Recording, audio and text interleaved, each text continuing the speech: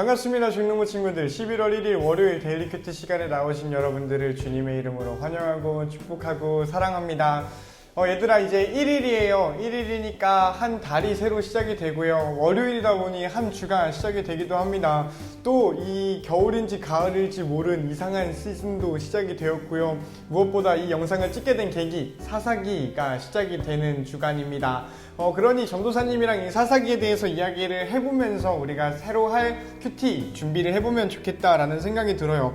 전도사님이랑 여태까지 스케치했던 모든 성경 그 이야기들이 있잖아요. 그 성경 이야기들의 시작을 어떻게 했냐면 의도한 건 아닌데 이름의 뜻을 보면서 했었어요. 출애굽기 이름의 뜻, 역대기 이름의 뜻 뭐 이러면서 말이지요. 그래서 오늘도 사사기의 이름의 뜻을 한번 쓱 보면서 이야기를 시작해보면 좋겠다 싶습니다.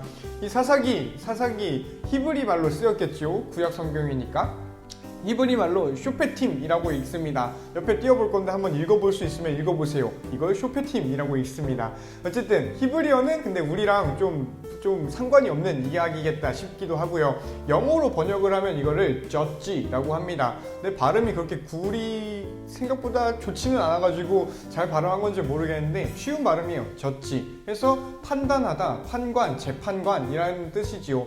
그래서 사사기라고 했을 때 우리가 어떤 뜻이지? 라고 좀 긴가민가 이름만 봤을 때는 도저히 이게 무슨 뜻인지를 알 수가 없겠는데 이게 젖지라고 하면은 판단하는 거구나 라고 좀 생각할 수 있겠다 싶기도 해요. 그리고 이게 가톨릭, 그러니까 성당에 다니는 형님들이 보는 성경책에는 뭐라고 나오냐면 판관기라고 나옵니다. 재판관 할 때 하는 그 판관이지요. 그래서 이 쇼페팀이라는 말을 가장 잘 번역한 건 사실 사사기보단 판관기인 것 같기는 해요. 이 사사가 하는 일이 이 젖지하는 일, 재판하는 일이겠다 싶은 게 있으니 말이죠. 그리고 전도사님이 여러 번 이야기했고 여러분들도 이제 귀에 딱지가 붙었을 것 같은데 하나님께서 정의와 공의를 계속해서 요청하시지요. 그래서 하나님 나라가 다스려지는 그 어떤 아이디얼 타입을 정의가 있는 곳, 공의가 있는 곳으로 이야기를 하는데 그게 그 아이디얼 타입이 구체적으로 어떻게 드러나냐. 고아의 재판을 굳게 하지 말아라. 과부의 재판이 과부가 열나 약한 사람들이라고 해서 무시하지 말아라. 억울한 자를 신원하는 재판을 하고 외모를 보고 돈을 받고 뇌물을 받아서 재판을 굳게 하지 말아라. 그러니 재판이 바로 서 있는 게 정의로운 거다 라고 하나님께서 예언자들을 통해서 말씀하시는 게 참 많이 있었다라는 게 있죠. 그래서 재판은 이스라엘의 리더들, 이스라엘 사람들, 하나님의 백성들에게 당연히 요청되는 것이었고요. 그게 정의로워야 된다라고 말씀하시는 게 있었습니다. 이게 정말 잘 드러나는 게 솔로몬 왕이지요. 우리가 가장 익히 알고 있는 왕이 솔로몬 왕의 재판입니다. 그래서 솔로몬 왕이 되게 망나니처럼 살기는 했어도 솔로몬은 지혜롭다라고 우리가 알고 있는 이유 중에 하나는 재판을 정의롭게 하고 지혜롭게 하려고 노력한 왕이니까 라고 이야기를 하죠. 그만큼 재판은 이스라엘의 지도자들에게 참 요구가 되는 그런 덕목이었습니다. 그런 의미에서 이 사사들도 1번은 아니지만 중요한 역할은 재판이었고 이때 당시에 리더를 재판관이라고 부르는 건 당연한 거겠다라는 생각이 들어요. 그런데 막상 사사기를 딱 뜯어보면은 이 재판에 대한 것만 하질 않아요. 사사들이 오히려 재판하는 게 많이 등장하지 않아. 오히려 뭐가 나오냐면 전쟁을 하고요, 구원을 하고요, 어떤 것들을 보호하고요, 복수를 하는 이런 것들이 나옵니다. 그래서 사사라는 사람들이 재판하는 사람들이라기보다는 이름은 사사, 재판관인데 근데 이 사람들이 진짜 하는 건 군사적 리더 혹은 정치적 리더라고 보는 게 좀 맞겠다라는 생각이 듭니다. 그리고 이제 사사기의 구조에 대해서 이야기를 해볼까 합니다. 전도사님은 성경이나 책이나 글이나 이런 걸 볼 때 목차를 먼저 봐요. 그러니까 글의 구조를 알아야 내가 어떤 거를 읽고 있는지, 어떤 맥락에서 글을 읽고 있는지를 알 수가 있잖아요. 마치 지도를 보고 내가 놀러 갈 곳이 있으면 그 놀러 갈 곳을 미리 지도로 보고 가는 거랑 가는 거랑 그렇게 보고 가지 않는 게 다르듯이 말이에요. 그래서 내가 이거를 보고 가지 않으면 내가 지금 어딜 가고 어딜 걷고 있는 건지 모르고요. 내 주변에 무엇이 있는지를 모르고요. 그래서 나는 요 옆에 풍성한 것들이 있는데 내 앞길만 보게 되고 쫓기면서 가게 되고 이런 것들이 있다라는 거지요. 반대로 지도를 보면서 가면은 내가 지금 여기를 가고 있으니 이 옆에 뭐가 있겠구나. 내가 지금 여기를 가고 있으니 내가 즐길 수 있는, 내가 볼 수 있는 것들은 요만치가 있겠구나 라고 생각을 할 수가 있겠다 싶습니다. 그래서 지도를 보고 가는 것처럼 구조를 알고 글을 읽는 건 이 글을 더 잘 이해할 수 있는, 오히려 더 잘 이해하기보다는 글을 온전히 이해하려면 구조를 보는 게 먼저겠다라는 생각이 들어요. 그런 의미에서 사사기는 아주 쉬운 구조를 가지고 있습니다. 서론, 본론, 결론이 확실하다라는 거야. 서론은 1장부터 2장까지고요. 본론은 3장부터 16장, 그리고 결론이 17장부터 21장이에요. 사사기 직전에 어떤 이야기가 나오냐면은 여호수아라는 리더가 있었어. 모세가 죽고 여호수아라는 아저씨가 이스라엘 백성을 이끌고서 가나안에 들어가는 그런 장면이지요. 가나안에 들어가는 동안에 약간의 전쟁이 있었어요. 그래서 사사기 1장에서 2장은 그 여호수아에서 있었던 일을 요약하고 이제 사사기의 배경이 되는 이야기를 하면서 뭐 유다 지파는 이렇게 했네, 뭐 얘네는 어떻게 했네, 이런 이야기가 나옵니다. 이렇게 그러고 나가지고 본론 3장부터 16장에서는 우리가 잘 알고 있는 그 사사들의 이야기가 나와요. 이거 다른 말로 하면 우리는 본론밖에 모른다라는 거지요. 16장 이후로 어떤 일이 있는지 우리는 잘 기억하지 않는 경우가 있어요. 그래서 이 본론 3장에서 16장까지는 12명의 사사가 나옵니다. 6명은 대사사라고 부르고 6명은 소사사라고 해요. 그런데 이게 위대해서 대사사, 허접해서 소사사, 이게 아니고요. 성경에 많이 나오면 대사사, 성경에 덜 나오면 소사사라고 부르고 있어요. 그래서 이 대사사에는 온니엘, 기드온, 뭐 삼손, 입다, 드보라, 뭐 내가 순서를 완전 바꿔버렸는데 이런 사람들이 있고요. 뭐 어쨌든 그러했습니다. 그런데 아까 말했듯 얘는 위대해서 이런 거 아니고요. 오히려 타락하는 모습도 많이 보여줍니다. 어쨌든 그러고 나서 17장에서 21장으로 넘어가는데 여기에서는 사사들이 타락을 해요. 사사들도 타락을 하고 이전에 이스라엘 백성이 다 타락을 했는데 그 타락의 끝판왕 결정체를 보여주는 게 이 17장에서 21장입니다. 그래서 좀 어떤 에피소드들이 있냐면 성폭행이 일어나고요. 그리고 뭐 지파 간의 내전이 일어납니다. 베냐민 지파가 다른 지파들을 상대로 시비를 걸고 묵사발이 나는 그런 이야기가 있어요. 이거 말고도 우상숭배라고 해야 될까요? 뭐 그런 게 있습니다. 미가라는 아저씨가 자기만의 이제 제사장을, 레위인을 세우는 그런 이상한 일이, 종교를 사유화하는 그런 일이 일어납니다. 그러면서 이스라엘의 부패가 이제 끝을 보여지는 그런 이야기가 나와요. 그래서 여기까지 좀 생각을 해보면 사사기에 뭐 여러 에피소드들이 나오는데 플롯이, 이 이야기가 흘러가는 형태가 아주 단순합니다. 어떻게 단순하냐면 이스라엘이 죄를 지어요. 죄를 짓고서 하나님께서 죄를 지었으니까 다른 민족을 사용하셔서 이 죄 지은 이스라엘을 혼내주십니다. 그래서 뭐 때로는 짓밟으실 때도 있고요. 때로는 무너뜨리실 때도 있어요. 어쨌든 이러다 보니 이스라엘 사람들이 어떻게 하겠어? 질질 짜면서 하나님한테 싹싹 빌겠지. 하나님한테 부르짖어요. 그랬더니 하나님께서 그러면 내가 사사를 세워서 너희를 구원해 줄게 해서 이 쇼페 팀들이 이제 일어나가지고 이스라엘을 구원을 해줍니다. 그러면 얘네 뭐 하겠어? 하나님 감사합니다 라고 해야 될 것 같은데 여러분 그러나요? 나도 사실 그렇지는 못해요. 그래서 얘네가 더 안 좋은 죄를 지어요. 그래서 이걸 나선형 모양으로 떨어진다 그러거든.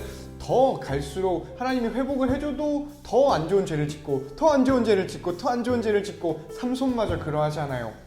어쨌든 이렇게 사사기의 내용은 좋은 이야기가 없어요. 오히려 이스라엘의 정말 패역했던 시대, 패역했던 세대, 그런 시대를 보여주고 이스라엘의 흑역사를 보여주는 게 이 사사기라고 볼 수가 있겠다 싶어요. 그리고 아까 전에 이야기했듯이 이 사사기는 왕이 생기기 이전입니다. 이스라엘의 1대 왕이 사울이고 2대 왕이 다윗, 3대 왕이 솔로몬, 뭐 이렇게 우리 알고 있잖아요. 그래서 근데 이 사사기는 이 왕들이 나타나기 이전이에요. 이 사사기부터 룻기를 보면은 사사기 다음이 룻기거든. 룻기 1장은 사사시대에 있었던 일입니다 라고 하면서 말을 해줘요. 그래서 사사기 룻기가 한 뭉탱이고요. 이 다음에 나오는 사무엘하가 나오는데 이 사무엘상에서 사울이 왕이 되고요. 다윗도 왕이 되는 장면들이 사무엘서를 통해서 나타나지요. 그래서 이 말이 뭐냐면은 왕이 되기 이전 상황, 그러니까 왕이 나타나는 배경이 되는 상황이 사사기 룻기라는 거예요. 근데 좀 더 직접적으로는 사사기가 그러하다라는 거지요. 그래서 사사기를 읽을 때 가장 중요한 것 중에 하나가 이스라엘이, 그리고 사사기가 이스라엘의 왕을 어떻게 생각하는지, 하나님께서는 이스라엘의 왕정을 어떻게 말씀하시는지, 이거를 우리가 아는 게 좀 중요하겠다라는 생각이 들어요. 가장 도드라지는 거는 기드온입니다. 기드온이 8장에서 미디안으로부터 이스라엘을 구해내요. 이게 이스라엘의 죄가 이렇게 쌓여가지고 하나님이 미디안을 통해서 이스라엘을 혼내주시고 하나님한테 싹싹 비니까 기드온을 일으키셔서 기드온한테 찾아오셔서 이 기드온이 미디안을 이렇게 묵사발을 내버리는 그런 장면이 있습니다. 그리고 이스라엘 사람들이 너무너무 좋아가지고 기드온이면 우리 왕이 돼야겠다. 우리를 앞으로 이끌어줄 사람은 기드온밖에 없겠다 해서 기드온한테 가서 말을 해요. 너랑 너의 아들이 우리를 다스려 주세요 라고 하는데 기드온은 이야기를 하죠. 아니 우리는 그러지 않아. 하나님께서 우리를 다스리셔. 하나님이 우리의 왕이야. 여호와가 우리의 왕이야 라고 기드온이 이야기를 합니다. 이게 이스라엘의 디폴트 값이에요. 이스라엘의 기본 값인 거죠. 생각의 기본 값인 거야. 이스라엘의 진정한 왕은 사람이 아니라 하나님이라는 거예요. 이스라엘의 진정한 왕은 사람이 할 수 없고 오직 여호와 하나님 한 분이 하신다. 한 분뿐이다 라는 게 이스라엘의 기본적인 신앙 고백이지요. 그런데 이 사사기 후반절, 그러니까 결론 부분 17장에서 21장까지 가보면은 이런 이야기들이 심심치 않게 눈에 뜹니다. 그때 이스라엘의 왕이 없으므로 사람들이 자기 소견에 옳은 대로 행하여 뭐 이런 이야기가 나와요. 그러니까 이스라엘이 패역하고 있는 이유를 왕이 없기 때문, 인간 왕이 없기 때문으로 돌리고 있다라는 거지. 그래서 인간 왕의 필요성을 이야기하기도 합니다. 이게 좀 아이러니지요. 두 가지 시각이 공존한다라는 거야. 우리의 진정한 왕은 하나님 한 분이야 라는 거랑 우리한텐 근데 인간 왕이 필요해 라는 게 사사기에 들어있다라는 거야. 그래서 사사기는 이게 좀 중의적이고 또 이 왕정의 배경이 됩니다. 그래서 이제 이스라엘이 사람들과 함께 살아가는 사회인 이 세상 속에서 살려면 어쩔 수 없이 인간 왕이라는 제도가 필요한데, 그래서 필요하니까 만들기는 하는데 너네 절대 잊어버리지 마. 너희의 왕은 하나님 한 분이야. 너희의 왕은 여호와 하나님 한 분이야 라고 계속해서 이야기를 하는 게 이 사사기, 그리고 구약 성경, 그리고 신약 성경입니다. 그러고 이제 진짜 마무리를 해볼까 하는데요. 전도사님 생각에 사사기를 바르게 읽을 수 있는 첫 번째 키워드가 왕이었다면 두 번째는 가나안이겠다 싶어요. 가나안에 대해서 우리는 많이 들었어요. 교회를 다니면 자연스럽게 듣지요. 젖과 꿀이 흐르는 땅 하니까 당연히 가나안은 좋은 땅이라고 생각이 드는데, 가나안의 우상들 이렇게 이야기를 하면은 가나안은 도대체 뭐 좋은 데야 나쁜 데야 라고 정리가 안 되어 있을 만하겠다 싶어요. 그래서 근데 이 사사기의 이야기는 이스라엘이 가나안으로 들어가는 상황이라는 걸 우리가 기억을 해보면은 가나안을 모르고서 사사기를 읽는다라는 건 사실상 불가능할지도 모르겠다 싶어요. 가나안을 알아야 우리는 사사기의 의미를 알 수가 있겠다 싶고요. 사사기를 더 풍성하게 읽을 수 있고 사사기를 원래 그 뜻대로 읽을 수 있겠다 싶어요. 그래서 전도사님이 살짝 이야기를 해줄까 하는데, 이스라엘이 사사기 시대는 보통 기원전 12세기에서 11세기로 봅니다. 그래서 이제 이스라엘이 유목민이었는데 정착을 하려는 상황인 거지요. 여태까지 유랑하던 나그네였던 이스라엘이 가나안이라는 땅에 정착을 하려는 거야. 유목사회에서 농경사회로 들어가는 상황인 거지요. 12세기에서 11세기. 그래서 이 가나안에는 철병거를 쓰는 민족이 있다라는 말씀이 있거든. 철기 시대가 이미 도래에 있었던 그런 문화권인 거고요. 이 이스라엘 민족들은 청동기를 쓰던 민족들이었어요. 문화 차이에 갭이 좀 나고 있었던 거지. 그래서 이제 이 이스라엘 사람들이 가나안으로 들어가려고 하는 이 상황에서 가나안에 대한 이해를 우리가 어떤 키워드로 할 거냐면, 가나안의 문화와 가나안의 신에 대해서 좀 이야기를 해보면 좋겠다 싶습니다. 성경의 말대로 하면은 가나안의 우상들이지요. 이 가나안의 우상들에 대해서 이야기를 할 수 있도록 도와주는 게 라스샴라 문서라는 게 있어요. 지금 현 지명으로 라스샴라라고 하는 곳이 있는데, 거기가 옛날 기원전 12세기, 11세기에는 우가릿이라는 도시의 이름을 가지고 있었어. 그래서 라스샴라 문서라고도 하고요, 우가릿 문헌이라고도 합니다. 근데 이 우가릿 문헌이 뭘 보여주냐? 이 거대한 출토된 고고학적인 이 매티리얼들이 뭘 말해주냐라고 한다면 가나안의 신화를 보여주고 있거든. 가나안의 신은 이런 모양이었다 하면서 만들어낸 신상들과 그 가나안의 신화들이 적힌 이 토판들이 발굴이 된 거예요. 그래서 이 가나안의 이스라엘이 사사기 당시에 가나안이 모셨던 신, 가나안이 믿고 따랐던 신에 대해서 이야기하는데, 이렇게 이야기가 나옵니다. 가나안의 최고신 엘이 있고요. 이 엘은 황소로 보통 그려집니다. 그리고 이 엘의 배우자가 있어요. 배우자 이름이 아세라 우리 성경에서 종종 보지요.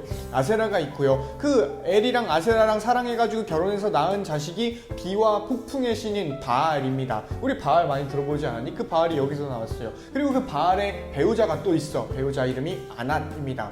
어쨌든 이런 왕들, 이런 신들을 중심으로 해서 이런저런 신화들이 이제 가나안의 우가릿이라는 공간에서 이제 쓰였던 것들이 오늘날 라스샴라라고 이름이 되어 있는 도시에서 발굴이 되었어요.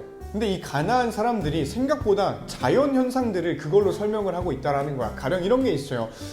가령 사계절이 이렇게 순환하는 그런 이유를 이 신화를 가지고 이야기를 했어요. 바알이 죽어. 그러니까 다른 신이랑 전쟁을 하거든. 전쟁을 하는데 그 신한테 죽었어. 그래서 겨울이 찾아오는 거야. 근데 이 바알이 부활을 했어. 부활을 하면 봄이 찾아오는 거야. 이런 식으로 설명을 했다라는 것이요. 이거 말고도 비가 오는 거, 인간이 출생하는 거, 동물을 낳는 거, 땅에 소출이 생기는 거, 이 모든 자연의 현상들이 다 신의 움직임과 연관이 되어 있었다라고 믿고 있던 게 가나안이었어요. 이게 무슨 말이냐면 오늘날 우리처럼 종교를 선택할 수 있었던 게 아니었던겨. 이 사람들이 나는 바알을 믿을래 해가지고 그렇게 생각하고 그런 신이 만들어진 게 아니라 그냥 그 사람들한테는 일상생활인 거야. 이런 일상생활과 종교가 신이 이렇게 너무 뿌리 깊게 섞여 있어가지고 이게 구별이 안 된다라는 거죠. 마치 전도사님이 신발을 신고 있어요. 신발을 신고 다니는 건 당연한 거잖아. 그런 것처럼 바알이 살아있다라는 생각은 가나안한테 당연한 거였어요.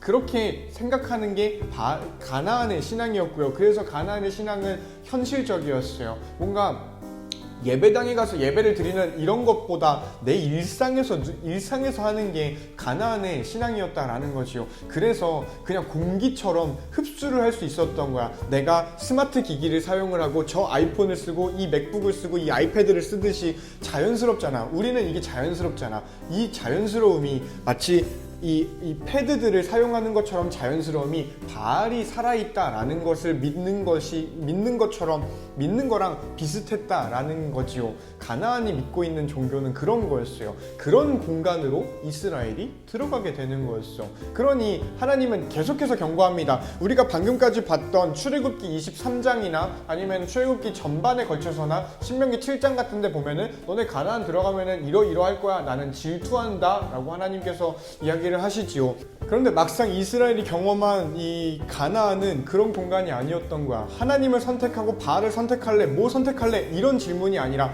바알은 당연하고 뭐 이런 생각이었던 거지. 바알은 선택의 여지가 없었던 겁니다. 그런 상황에서 바알의 신앙을 따라갔던 이스라엘을 하나님은 사사기 2장 12절에서 이렇게 판단을 하세요. 곧 그들이 여호와를 버리고 바알과 아스타롯을 섬겼으므로 라고 이야기를 하는 거지요. 이렇게 하나님께서는 엄격하게 이스라엘을 바라보신 거야. 하나님께서 봤을 때 이스라엘이 하고 있는 거는 비록 바알을 선택하진 않았다 하더라도 그 문화에 휩쓸려 버리고 그들의 일상생활에 녹아버린 이스라엘 사람들을 너네 나 버렸다 라고 이야기를 하고 있다라는 거지요.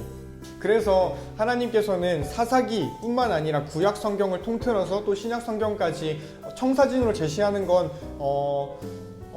찬란했던 다윗 시대가 아닙니다. 찬란했던 다윗 시대처럼 우리가 통일을 하고 뭐 하자 이런 게 아니라 여호수아 24장으로 많이 돌아가요. 사사기도 그러하고요. 여호수아 24장에서는 뭐라고 얘기를 하냐면 셰켐이라는 공간에서 여호수아가 다 모아놓고 이야기를 합니다. 나와 내 집은 여호와만 선택하겠다. 여호와만 따르겠다 라고 이야기를 한다라는 것입니다. 그러니 다시 한번 사사기에서 강조하는 것이었지요.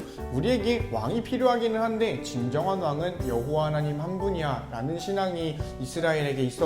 이스라엘에게 사사기를 통해서 전달되고 있다 라는 겁니다. 전도사님이 후다다닥 찍느라 사실 내가 이 공간을 빌리는 시간이랑 좀 약속된 시간보다 좀 넘었거든. 그래서 진짜 빠르게 얘기하느라 내가 무슨 얘기를 한 건지도 모르겠는데 이렇게 들어줘서 너무 고맙고요. 무엇보다 우리가 살아가는 이 세상 속에서 우리가 가나안의 문화를 흡수했던 이스라엘처럼 흡수해버린 거 있지 않나 한번 우리가 돌아볼 수 있는 너와 내가 되면 좋겠어요. 그런 거는 우리가 이 성경을 직접 보면서 큐티하면서 발견하게 될 거고요. 그걸 발견하게 되었을 때 하나님한테 돌아가는 너와 내가 되면 좋겠어요. 그런 거를 발견했을 때 그것과 싸워낼 수 있는 너와 내가 되면 좋겠어요. 그렇게 하나님을 선택하는 백성으로 하나님의 백성으로 살아가는 너와 내가 될 때 여호와 하나님께서 우리의 왕으로 진정한 왕으로 좀 이렇게 활동하시는 걸 우리가 인정하는 그런 경험을 할 수 있지 않을까라고 전도사님 소망을 한번 해봅니다. 그러면은 그렇게 같이 기대하는 마음으로 사사기를 통해서 우리에게 말씀하시고 우리를 만나주시고 우리를 돌이키시고 회복시키실 그 하나님을 기대하는 마음으로 우리 함께 사사기 큐티 시작해봤으면 좋겠습니다. 안녕.